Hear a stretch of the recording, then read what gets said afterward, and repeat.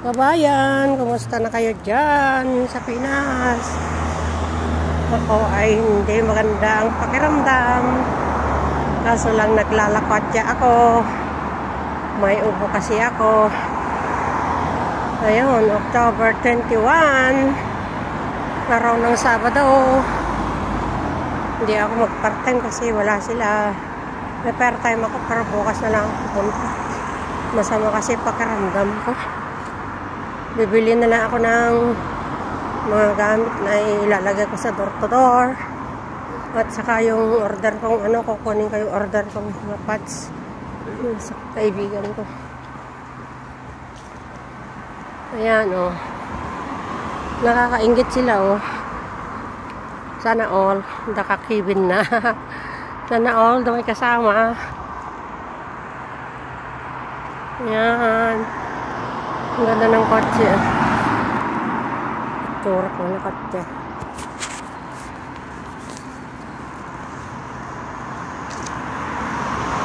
Bilis sila maglakad, oh.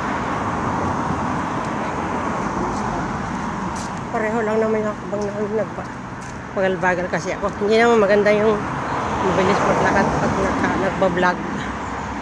Pangit ang video. Pakabsat, pangit ang video. Kaya binabagalan ko na rin.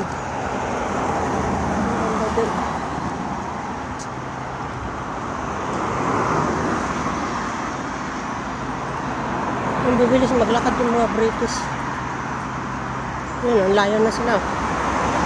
Hinahanan nila ako. Kaya dito, sa ibang bansa, malungkot, walang makausap. Kaya para na ang baliw na nagsasalitang mag-isa.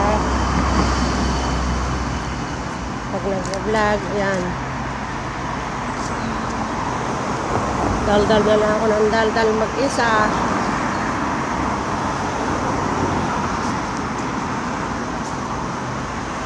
Ang lungkot-lungkot dito, kakabsat sa ibang bansa.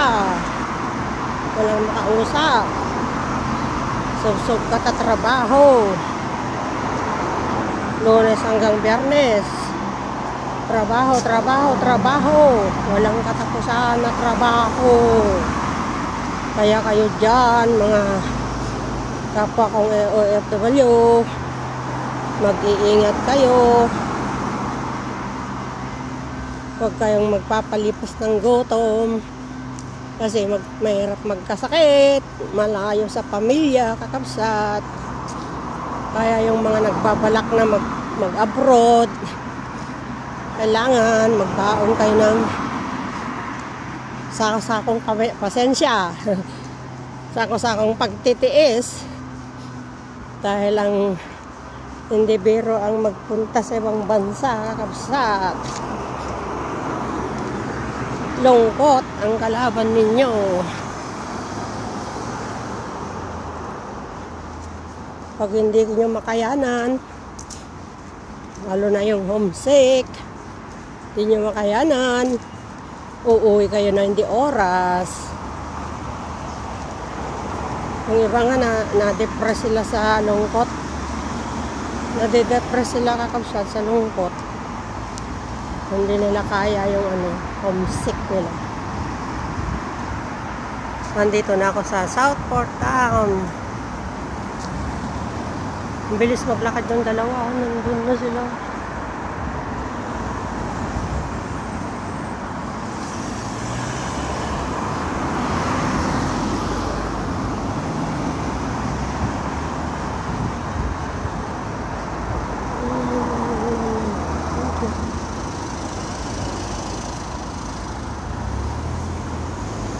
Hoy, bakit ka dyan dumadaan?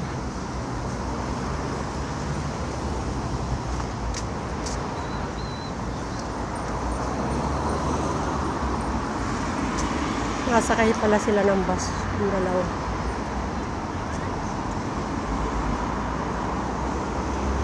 Nasakay na sila sa bus. Ay nagmamadali. Pupunta sila sa Preston. Doon ako naligaw sa Preston. Pakabsat. Nagpunta ako doon sa gitna ng bukid.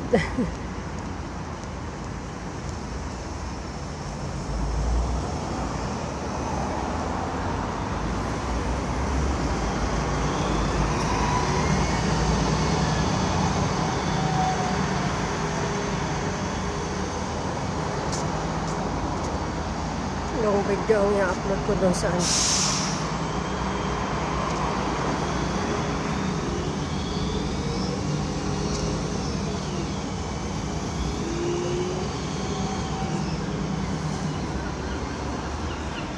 Diyan ako nagsha-shopping. Supermarket.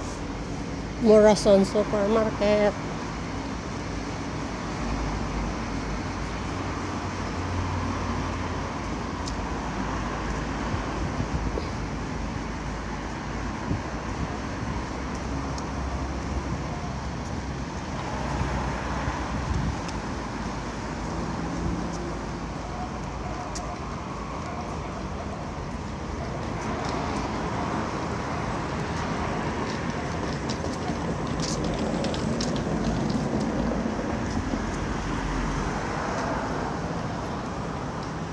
Daming ibon.